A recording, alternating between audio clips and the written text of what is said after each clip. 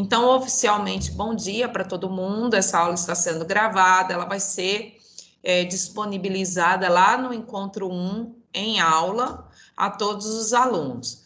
É bem provável que o conteúdo nosso de hoje ele será fracionado em 2 encontros. Eu acho que eu não consigo trabalhar tudo no encontro só, porque também é cansativo a organização da administração pública. O que vocês vão precisar? Vocês vão precisar do material que está lá no encontro 6, que é esse material aqui que nós vamos trabalhar primeiro. São vários materiais que nós temos lá, vários conteúdos, mas hoje eu quero trabalhar esse aqui, que está lá no encontro 6. O que ocorre? Nós temos também conteúdo no encontro 7, vocês vão ver que são vários. Tem um que está em forma de mapa esquemático, 2, que é o que eu vou trabalhar, e tem outro que está no material, no formato lá dos slides. Então, aquele formato lá é um resumo da organização da administração pública mais completinho, mas eu não vou trabalhar eles aqui com vocês, vocês vão pegar para fazer uma leitura e depois fazer a atividade. Como que está a nossa organização? Vamos lá, eu sempre deixo lá no portal aquelas anotações em aula, essa aqui, ó. Deixa eu ver se eu coloquei para vocês acessarem, ainda não. Vou colocar agora. Espera aí. Eu sempre deixo essas anotações aqui para vocês, ó, para vocês se situarem. Nós já fechamos o segundo bimestre, só que eu ainda não lancei as notas. Eu vou lançar muito provavelmente hoje. Então, hoje, porque a minha impressora eu não consegui imprimir as notas para poder lançar. Então, é bem provável que hoje eu lance as notas de vocês do segundo bimestre. Quem eventualmente tiver um problema, entre em contato comigo, tá? Então, hoje eu vou lançar os últimos pontos lá dessa semana de acesso ao portal, até o dia 19, e vou lançar a nota sua da avaliação oficial 1. Aí a gente encerra. O que nós temos ainda? Nós temos aqui, olha lá, uma atividade avaliativa que vale 600 pontos, que está lá no portal, disponível até dia 3 de maio, para vocês responderem. Detalhe, meus amores, só tem uma tentativa, tá ok? Está disponível lá no encontro 5. Então, essa já é uma atividade para o segundo bimestre. Por que 600 pontos? Porque no segundo bimestre, a atividade em sala, salvo engano, são 2.500 pontos, tá ok? Nós temos também organização da administração pública, que é o nosso conteúdo de hoje. É esse que nós vamos trabalhar. Está no encontro 6 e no encontro 7, o material que vocês precisam. O nosso encontro vai acontecer hoje, dia 23/4 e dia 30/4. Após isso daí, vai ter atividade avaliativa para vocês. E aí, na nossa última aula, eu digo quantos pontos vai valer e como que será essa atividade avaliativa, ok? Que também vai contar como parcial 2. Vai ter aí uma média de uns 500 pontos por aí, tá bom? E talvez uma tentativa só também. Não sei como será isso, eu vou pensar, tá? Porque eu preciso ver como que está o índice de vocês com uma tentativa só. Professora, vai ser muito conteúdo de novo? Vai. As questões eu sempre coloco bastante, que é para frisar, porque até mesmo se você decidir copiar do seu colega do lado, você vai estar estudando, porque você vai ler tantas assertivas, que você, de certa forma, acaba aprendendo também. E também aqueles que, professora, eu não sou desses, não, acredito em você também. Eu acredito que você realmente estuda, faz e você vai aprender também. Tá bom? Então, hoje o nosso assunto é sobre organização da administração pública. Gente, eu estou com o celular aqui, então, se você tiver alguma dúvida, alguma coisa e querer mandar para mim, pode mandar. Se eu ver que eu vou precisar de um tempo muito grande, eu faço um intervalinho de 15 minutos. Se eu entender que dá para tocar e a gente fechar mais cedo, eu vou fazer assim, igual nós fazíamos em sala de aula. Vou avaliando o cansaço. Então, hoje nós vamos estudar a organização da administração pública. Eu vou dar preferência para exemplos mais próximos de vocês. Eu trouxe exemplos de nível nacional, que é o que normalmente se tem para concurso, e vou trazer exemplos mais próximos aqui da nossa realidade para facilitar o entendimento da questão da organização da administração pública. Então, nós vamos trabalhar muito o nosso mapa esquemático. É interessante você ter em mãos, é interessante você fazer anotações, porque essa parte introdutória do direito administrativo, ela cai bastante em concurso público, gente. Cai bastante, olha, princípios, poderes, atos administrativos e organização da administração pública, cai bastante. Depois da organização, que a gente entende que é uma parte introdutória do direito administrativo, aí que vai vir os assuntos específicos do direito, que podem ou não cair em concurso público, vai depender para o cargo e para a função que você deseja prestar o concurso. Mas essa parte introdutória até a data de hoje, falou em direito administrativo, cai em todos os concursos, todos, sem exceção, tá? Não importa para que área você vai fazer, se tiver lá a disciplina direito administrativo, esses 4 conteúdos que eu mencionei aqui, princípios, poderes da administração, atos administrativos e organização da administração pública terá. Por quê? Porque ele é o introdutório, é o básico, não só como profissional, mas como dia a dia, você enquanto cidadão que vai lidar com o Estado. Então, é um conteúdo importante também. Mas, mais uma vez, eu venho reforçar que não é dos conteúdos mais legais, mas ele é menos difícil, eu acho, eu não sei se vocês acharam, ato administrativo complicado. Eu, na época eu estudava, eu achava o conteúdo chato e um pouquinho difícil. Organização da administração pública é um conteúdo mais acessível, mas precisa prestar atenção para não confundir as expressões que nós vamos trabalhar hoje. Então, nós vamos lá para a organização da administração pública e vamos direto para o nosso mapa esquemático. Olha o que nós temos aqui. Organização da administração pública. Olha só, a nossa forma de Estado, ela é federação e a nossa forma de governo é república. Por isso que chama República Federativa do Brasil. Então, o nome do nosso Estado, ele informa qual é a nossa forma de governo, república, né? E já informa a nossa forma de Estado, que é federação.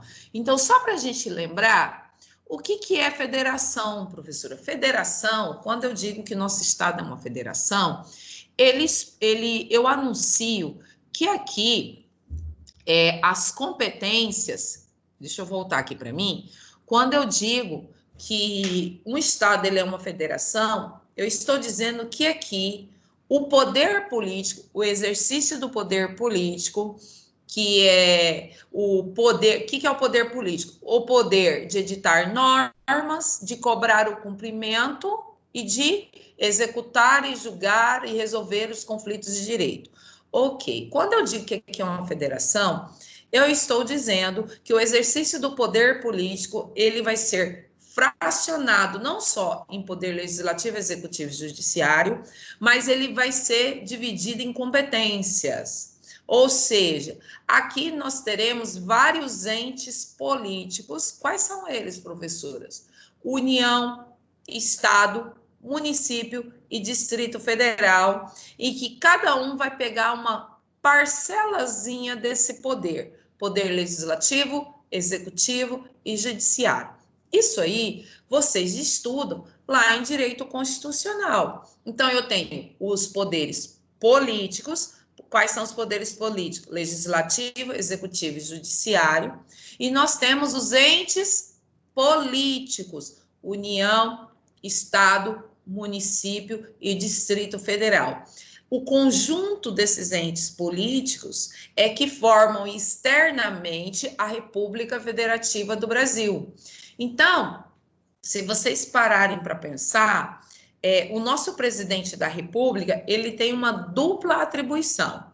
Ele tem a atribuição de representar a República Federativa do Brasil e a sua soberania da República Federativa do Brasil, do nosso Estado, externamente. Externamente, não existe essa divisão.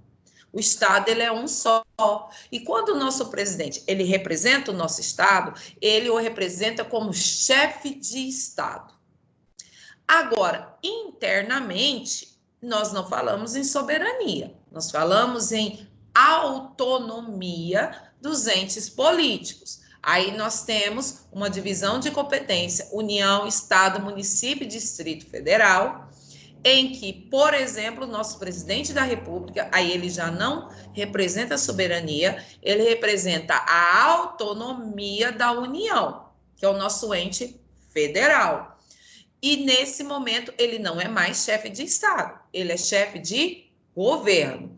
Então, o chefe de governo da União, e nós temos o chefe de governo do Estado, do Poder Executivo, que é o governador, o prefeito, e assim por diante.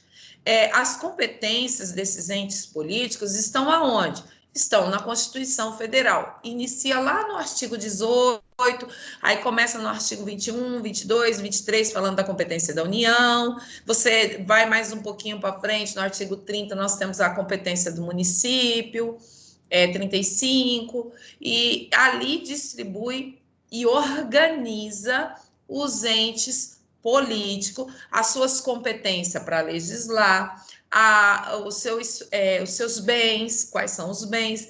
Então, ali está toda a organização dos entes políticos. E também a distribuição do poder político. Então, você poderia dizer para mim assim, então, professora, está resolvido, já estudamos a organização da administração pública. Então, ali tem a organização de tudo. Ali tem a organização da função legislativa, da função do judiciário e também da função do executivo. É claro que na Constituição tem essas funções mais detalhadas do ente federal. Aí a gente, pelo princípio da simetria, lembra? O que é o princípio da simetria? As constituições estaduais copiam o modelo federal e organiza da mesma forma os seus entes lá nas constituições estaduais, e os municípios fazem da mesma forma nas suas leis orgânicas, que não são constituições municipais, tá? Então a gente tem toda essa organização dos entes políticos na Constituição Federal. Mas o que interessa para a gente é estudar a organização da administração pública. O que interessa para a gente estudar é como se organiza a função de administrar do Estado. A função legislativa, vocês estudam principalmente no direito constitucional. A função judiciária, vocês estudam muito quando vocês estudam o processo civil, o processo do trabalho, o processo penal, vocês estudam essa organização e essa distribuição de competência do Poder Judiciário. Agora, e a função de administrar?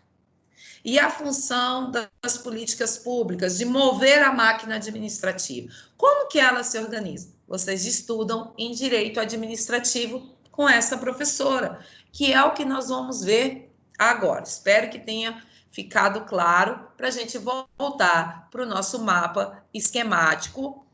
E aí eu começo, e olha só o que eu estou explicando. Eu estou explicando isso aqui, olha só. Então, a nossa federação, como eu disse, é uma união indissolúvel. Anota aí, o que é a união indissolúvel?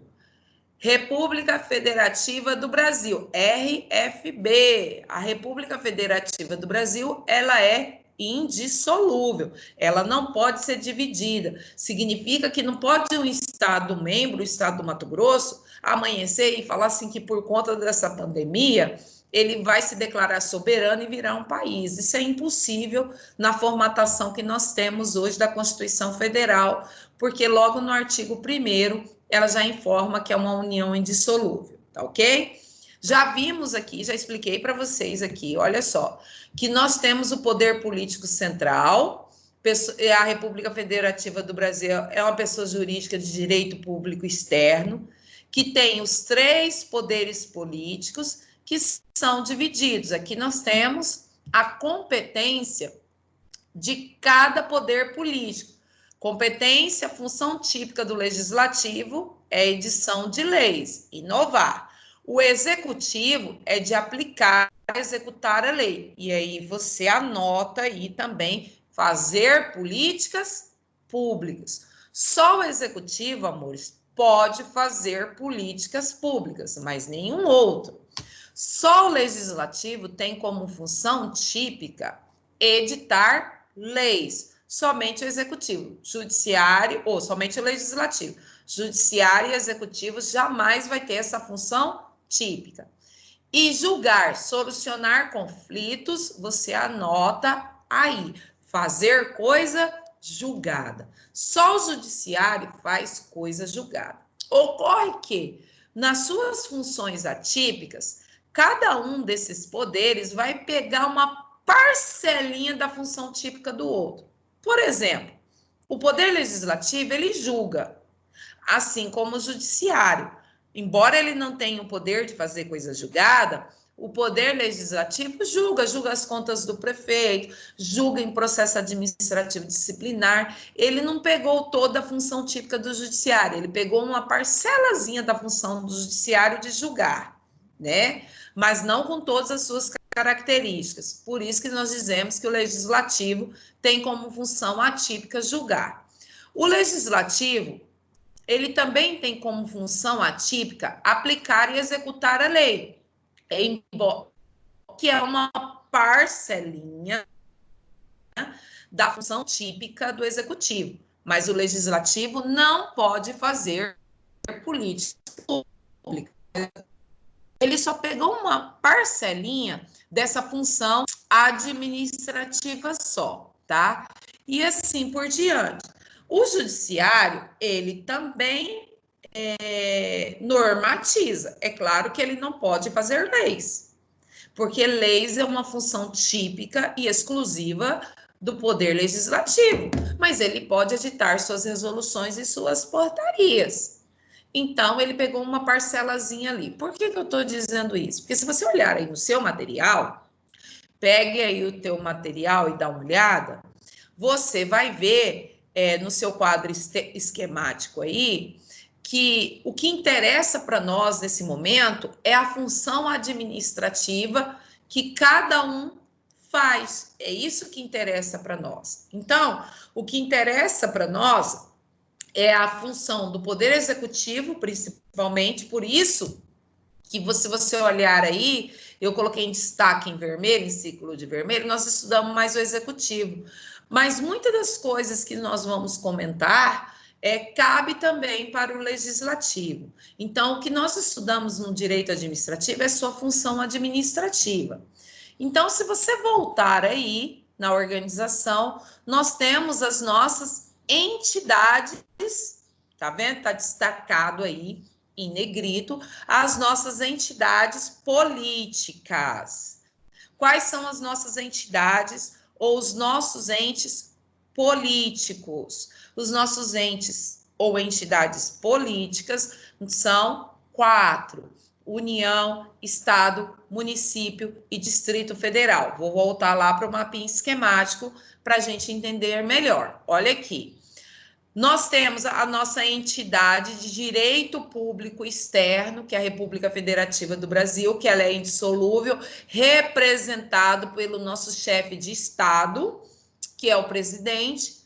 Internamente, nós temos as nossas entidades. Você puxa uma setinha aí e escreva ente, que são pessoas jurídicas de direito público interno. Gente, esses entes, eles têm um poder de autodeterminação. Eles detêm o que nós chamamos de, olha aqui, autonomia. Ou seja, você tem que puxar uma setinha e escrever que autonomia é diferente de soberania. Soberania, quem tem é a República Federativa do Brasil. Os nossos entes, eles detêm autonomia pelo artigo 18 da Constituição Federal. Autonomia política, autonomia administrativa e autonomia financeira. O que significa isso? Eles podem criar leis, eles podem se organizar livremente e eles podem julgar e organizar suas próprias contas. Está lá no artigo 18 da Constituição Federal. Então, os estados, a União, o Distrito Federal e o município, eles não possuem uma hierarquia entre si. Cada um tem sua parcela de autonomia, prevista lá na Constituição Federal, tem sua competência para organizar os seus poderes, né, poder legislativo, executivo e judiciário. O município não tem judiciário, mas tem legislativo e executivo, tá ok? Esses entes, nós chamamos eles de entidade política ou ente político. Então, se você esse seta aqui, nós vamos para o lado direito. Nós estamos estudando essa parte aqui que eu vou explicar para vocês, tá? Agora, então você vai ficar nesse quadro aqui. Pois bem, lá naquele quadro, o que que ele mostra? Que a Constituição Federal, ela trouxe uma centralização do poder político, o exercício do poder político, poder legislativo, executivo e judiciário, e distribuiu e centralizou nesses 4 entes políticos. A eles cabe distribuir entre eles, de acordo com a Constituição Federal, o exercício dos 3 poderes políticos, né? Legislativo, executivo e judiciário. O que interessa para nós no nosso estudo? A função de administrar. A função de julgar do Poder Judiciário e do Poder Legislativo, nós deixamos para outras ciências, para outras disciplinas cuidarem. Pois bem, então é dessa organização que nós vamos falar.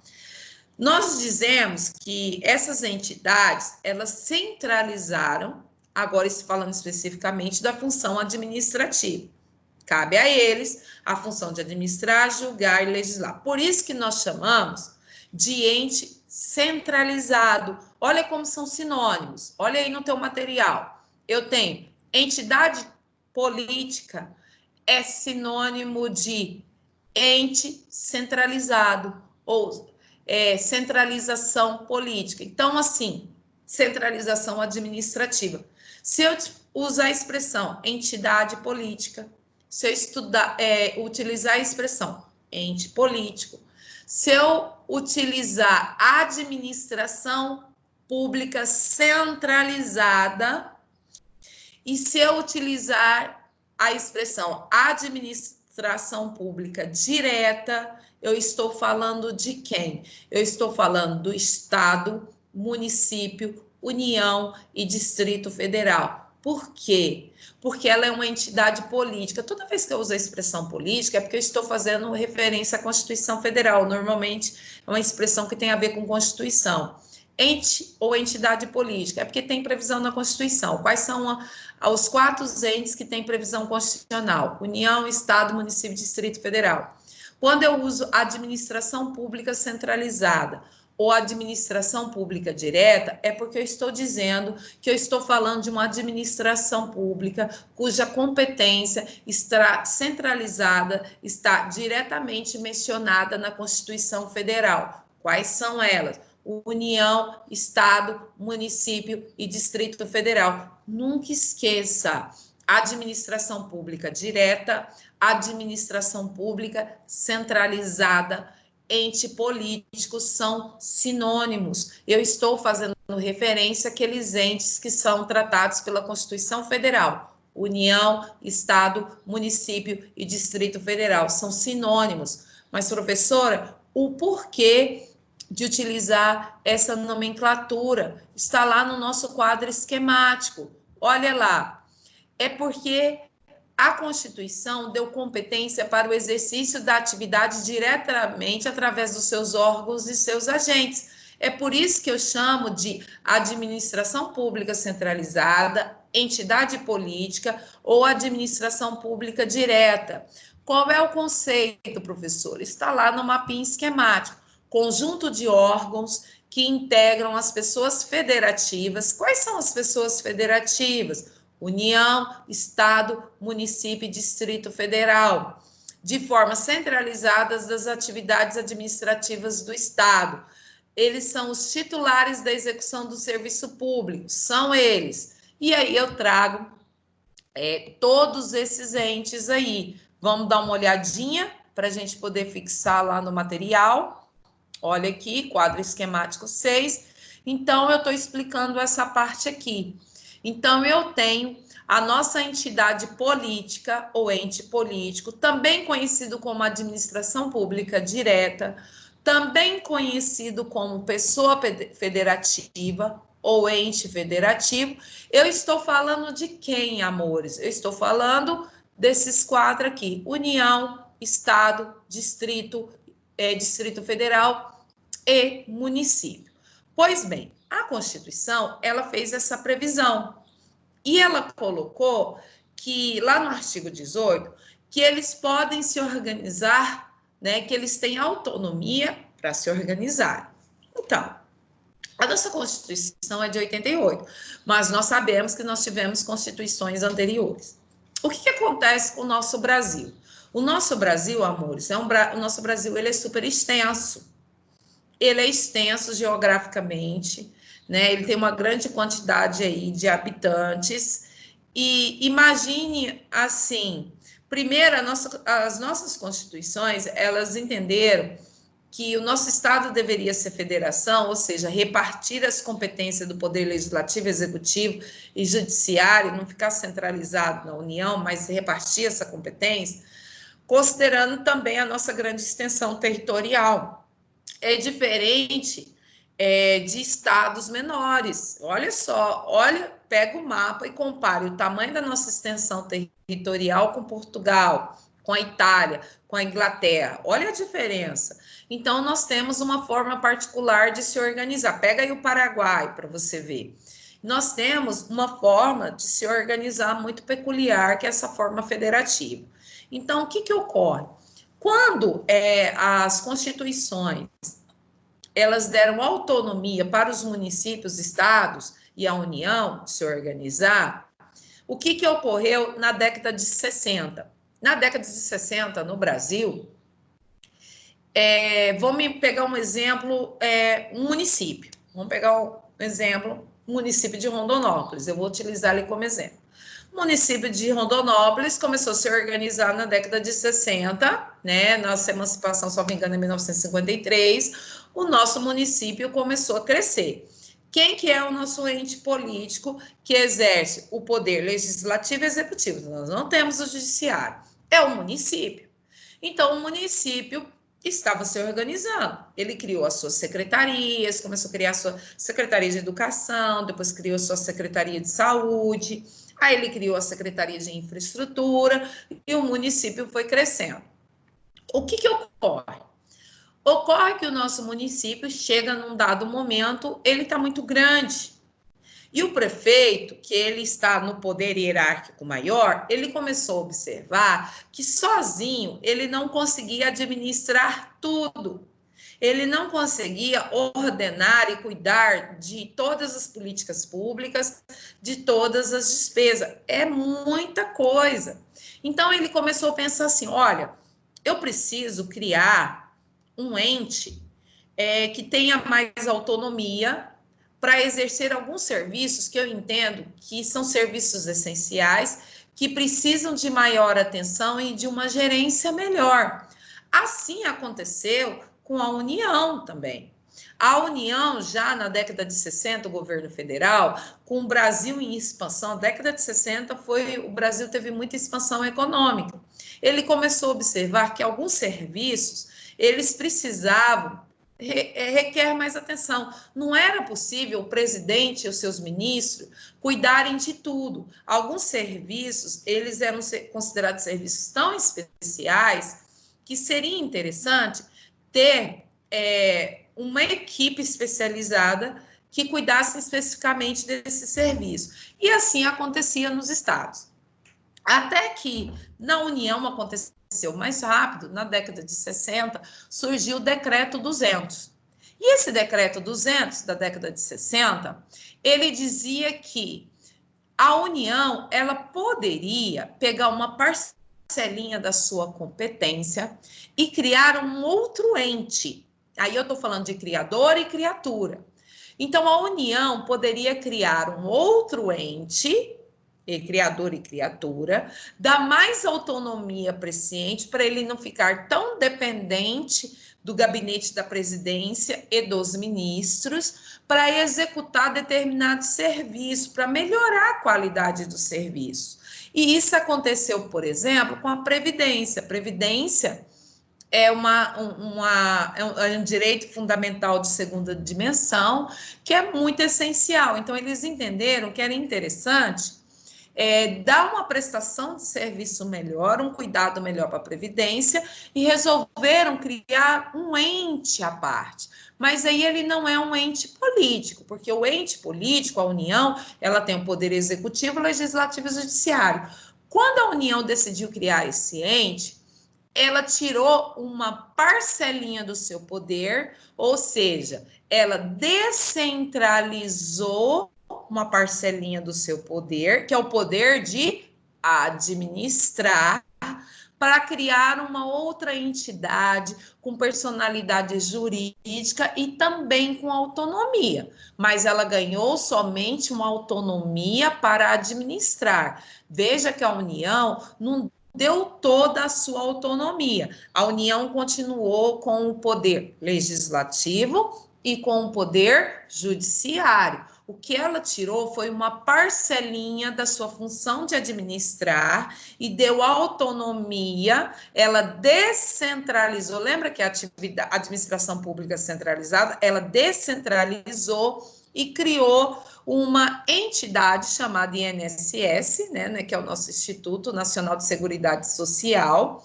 para que ele pudesse cuidar especificamente da Previdência.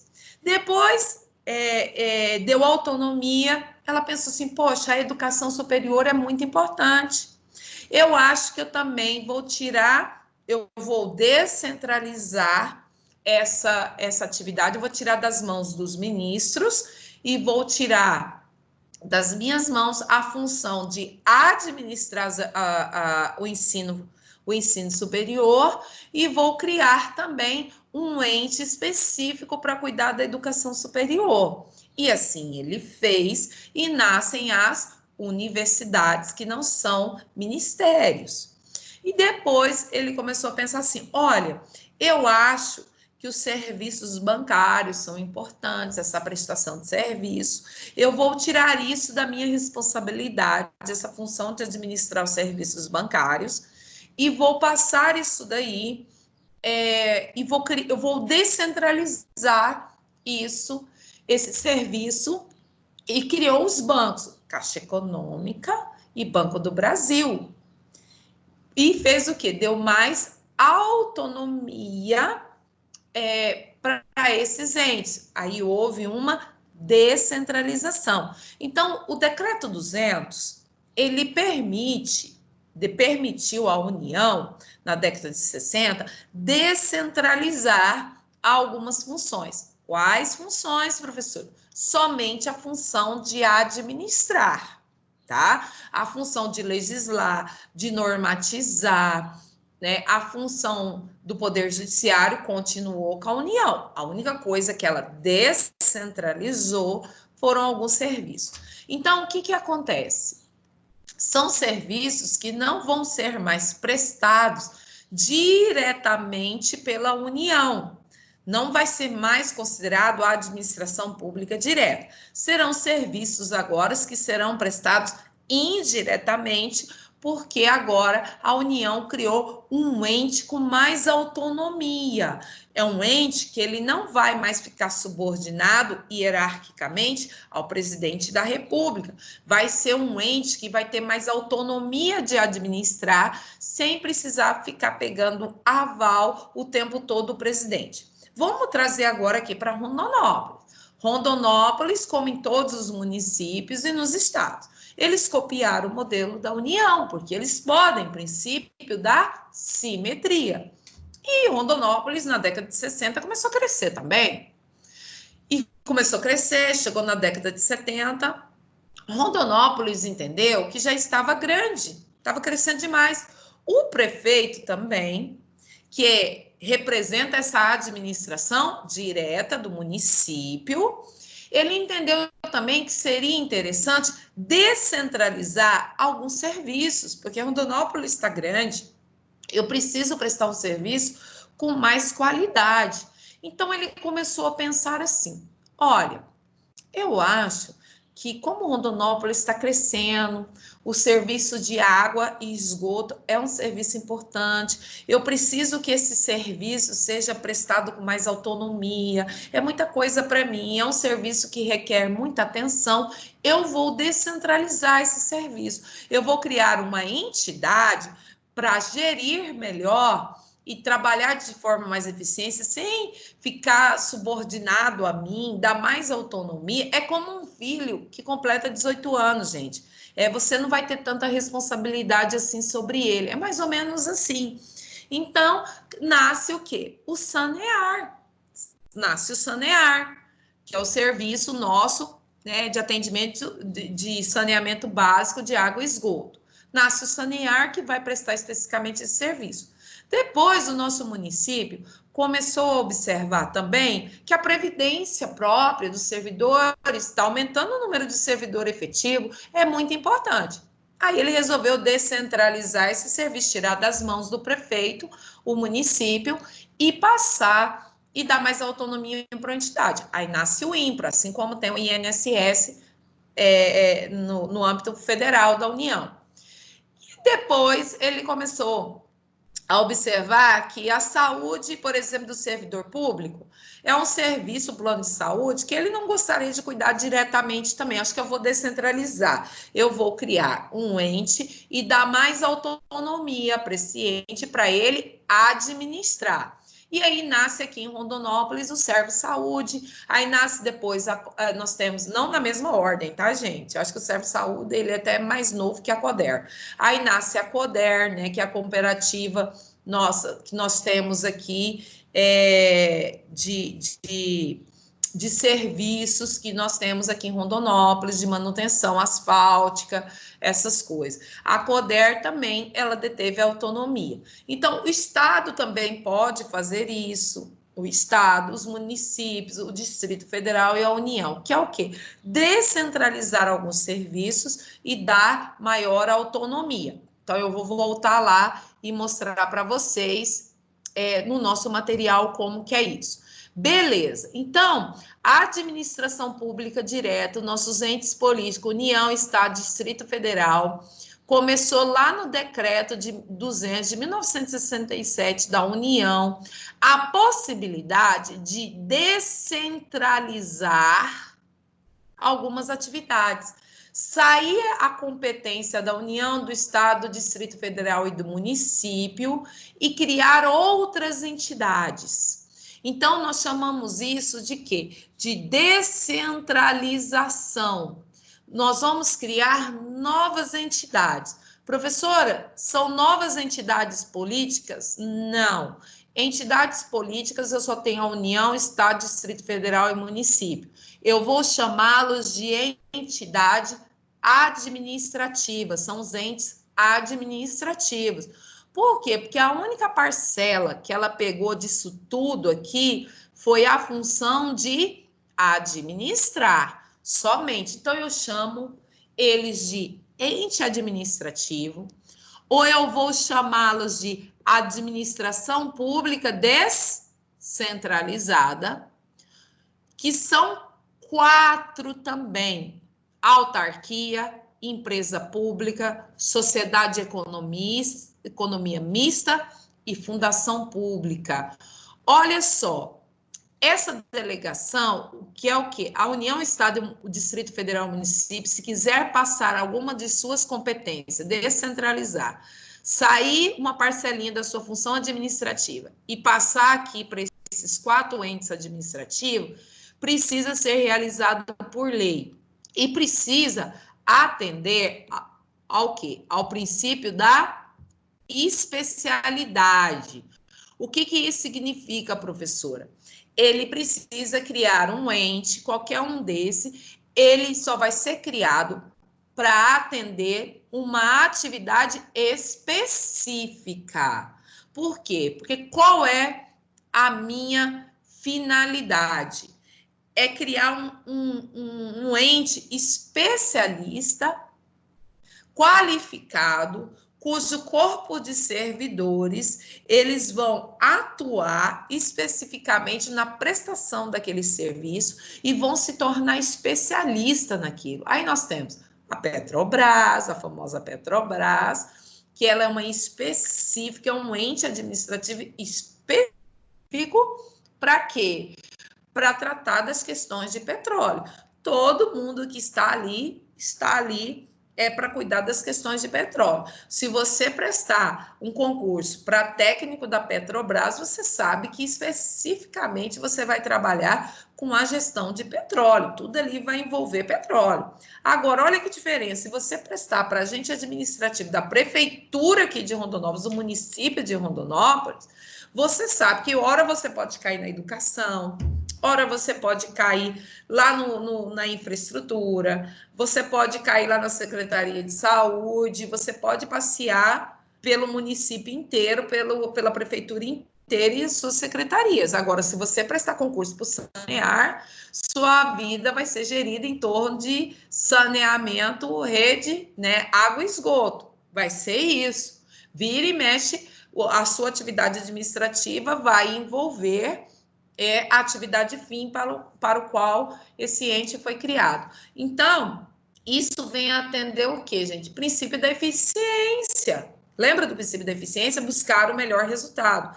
Então, a União, o Estado, o Distrito Federal, os municípios, em busca de uma boa prestação de serviço, um serviço mais eficiente, eles descentralizam algumas de suas competências para que seja criado entes administrativos, que eu não vou mais chamar de ente político, que vão ser pessoas jurídicas também, que vão deter mais autonomia. Eles não vão estar subordinados hierarquicamente mais ao prefeito, ao governador, ao presidente da República. Eles vão ter mais autonomia de administrar, tá? O superior hierárquico máximo não será mais o presidente da República, não será mais o prefeito, vai ser o diretor daquele ente administrativo ou o presidente daquele ente administrativo, vai depender da nomenclatura.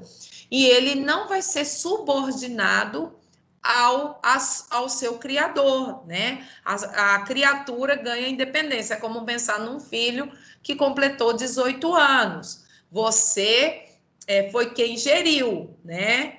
Foi quem fez nascer, mas agora você não detém mais um poder hierárquico sobre. O que você detém agora é um vínculo que você vai poder fiscalizar, mas é um vínculo limitado. Você não vai poder, o ente político, município, estado, união, não vai poder mais gerir da forma que achar melhor. Não, vai poder fiscalizar, mas deu autonomia e assim eles vão prosseguir. Então, vamos ler como é que fica, então, essa classificação.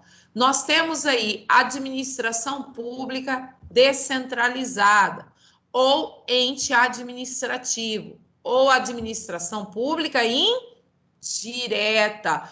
Por que indireta? Porque ela não tem um vínculo direto com a Constituição Federal. O vínculo dela é com o ente político que o criou. As suas competências, as suas atribuições não estão lá na Constituição Federal, estão na lei. Quem tem as atribuições diretamente e as competências diretamente previstas na Constituição Federal, olha aqui, são os entes políticos. E esses entes administrativos, essa administração pública indireta, autarquia, empresa pública, sociedade de economia mista, tá? Deixa eu abreviar aqui para poder caber. Sociedade de economia mista, ela só pode ser criada por lei e para uma finalidade específica. Olha só, então, eu posso dizer que aqui na administração pública direta ocorre uma concentração das atividades na administração pública direta, professora? Pode. Na administração pública direta, toda a prestação fica concentrada para o município, o Distrito Federal, o Estado da União. Ou seja, na concentração, a prestação fica concentrada na mão do prefeito, fica concentrada na mão do governador e do presidente da República e organiza através das suas secretarias e através dos seus ministérios. Agora, com a desconcentração, há uma divisão dessas atividades que nós vamos ver um pouquinho ali na frente com as suas secretarias, ok? Espera aí, vamos voltar aqui. Então, frisando, o que nós temos? Administração pública direta, administração pública centralizada, ente político. São sinônimos. Quem são eles? União, Estado, Município e Distrito Federal, que tem previsão constitucional. Porém, eles podem, dada a prestação de serviço mais especial, descentralizar esse serviço e criar administração pública indireta, administração pública descentralizada, porque eles vão criar uma pessoa jurídica com mais autonomia para quê? Para administrar. Quais são elas? Também são 4. Nós temos 4 entes administrativos, 4 administração pública indireta, 4 administração pública descentralizada. Quais são elas? Autarquia, fundação pública, sociedade de economia mista, ok? E empresa pública. Ocorre o que a gente chama de descentralização. O que isso significa, professora? Significa que esses entes vão ganhar autonomia para administrar, eles não serão mais subordinados hierarquicamente ao chefe de governo, ao prefeito, ao governador, ao presidente. É como um filho que completa 18 anos. Faça isso por lei, cria esses entes, eles ganham autonomia e eles não detêm. Agora, o que eles têm com o seu criador, com o ente político, é um vínculo. E esse vínculo permite que o ente político que o criou fiscalize ele, mas nos limites da lei. Ele não exerce mais poder hierárquico. Não pode o prefeito, depois que criou o INPRO, o Sanear, o prefeito, por exemplo, aqui da nossa cidade, chegar lá no Sanear e querer mudar toda a organização do Sanear. Ele não vai poder fazer isso. Ele não vai poder chegar no Sanear e falar assim, olha, eu não vou nomear mais, eu não quero esse rapaz mais como coordenador da rede de água, eu vou trocar. Ele não tem mais essa autonomia. Quem vai decidir isso é o diretor-geral, é o presidente, a nomenclatura da autoridade máxima do Sanear, quem vai decidir isso daí. Por quê? Porque o prefeito deu autonomia por lei, criou uma pessoa jurídica com personalidade, com bens próprios e com o grupo ali de servidores próprios que vai ser gerido pelaquele administrador. Professora, mas não é o prefeito que nomeia? Por exemplo, o presidente, sim, ele nomeia e normalmente eles são sabatinados pelo Poder Legislativo. Mas depois que ocorre a aprovação, que sai a portaria, esse diretor-geral, ele ganha autonomia, gente. Até mesmo para ele ganha até uma estabilidade provisória, que normalmente está lá na lei, que nem o prefeito mais terá força para retirar ele, porque ele ganha uma estabilidade num cargo comissionado provisório e ele vai ficar ali até que ele resolva sair ou cumprir o seu mandato, ou ele cometer uma infração administrativa passível de demissão, né, e destituição do cargo público. Então, o que nós temos são situações bem peculiares. É diferente de uma secretaria, por exemplo. A secretaria, ela é diferente. Ela não é uma administração pública indireta. Gente, uma secretaria, ela é um órgão. Ela é um órgão. Como que é isso, professora? Olha só. Secretaria de Saúde, Secretaria de Educação, elas pertencem à administração pública direta, ao município.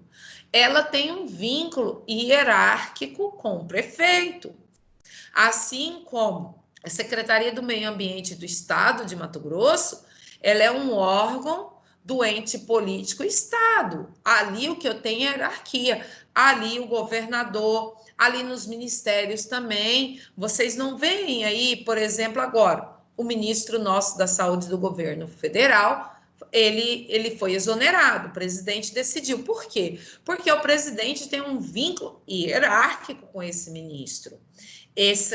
O Ministério da Saúde, ele pertence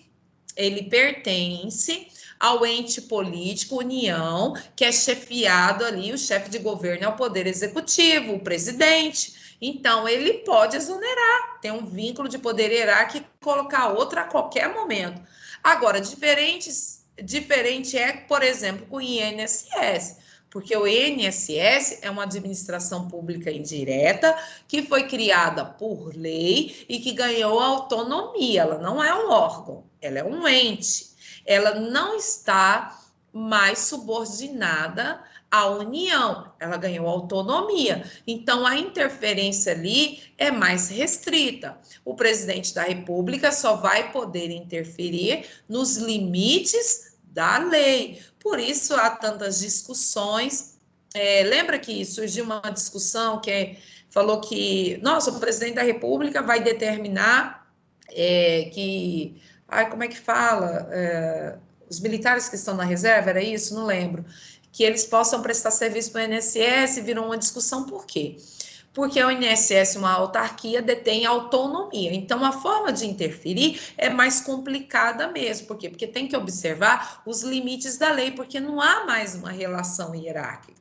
Embora se possa indicar os nomes, depois que esses nomes é indicado, que ocorre a sabatina, em alguns pelo Senado, pelo Congresso, eles ganham autonomia. Então, a forma de gerir é a forma que vai estar na lei. Assim ocorre às universidades federais. Lembra das universidades federais? Que também as universidades federais, o Poder Executivo, queria modificar as formas de conduzir, né, de gestão das universidades federais. Qual foi o caminho escolhido? Por lei, gente. Tem que ter um regulamento. Por quê? Porque as universidades federais, elas também ganharam autonomia. Então, quando elas ganham autonomia por lei, a forma de interferência é somente por lei, porque não tem mais poder hierárquico dessa gestão. A interferência de quem criou, do ente político que criou, vai ser uma interferência nos limites da lei, que é diferente das secretarias e ministérios. As secretarias e ministérios, gente, não é administração pública indireta, não é administração pública centralizada, eles nada mais são do que órgãos do município. E aí eu vou chamar a atenção para vocês, anote aí a diferença entre órgãos e entes. Tem diferença? Tem diferença. Então, vou explicar. Se você pensar no seu corpo humano, seu corpo, ele é um todo, não é? Ele é um todo. Mas o nosso corpo, ele é formado por vários órgãos importantes e essenciais. O meu coração sozinho, ele não serve para nada, mas o meu coração, com o meu pulmão, com a minha pele, né, com os outros órgãos, com o meu cérebro, forma todo o meu corpo. Então, o meu corpo inteiro é o ente político, é o ente administrativo, é a administração pública direta, é a administração pública direta. Então, quem são entes? Entes, nós temos 4 de administração direta e centralizada e 4 de administração indireta e descentralizada. Administração pública direta: União, Estado, município e Distrito Federal. Administração pública direta: fundação pública, autarquia, sociedade de economia mista e empresa pública. 4 de cada lado. É o corpo inteiro. Assim, eles são formados por órgãos. Órgãos nada mais são do que departamento, divisão de competências internas. Então, olha só, O município de Rondonópolis é o corpo, é o todo. Ele tem vários órgãos. Quais são eles? Prefeitura, Secretaria de Saúde, Secretaria de Educação, ele tem a Secretaria de Infraestrutura, são órgãos.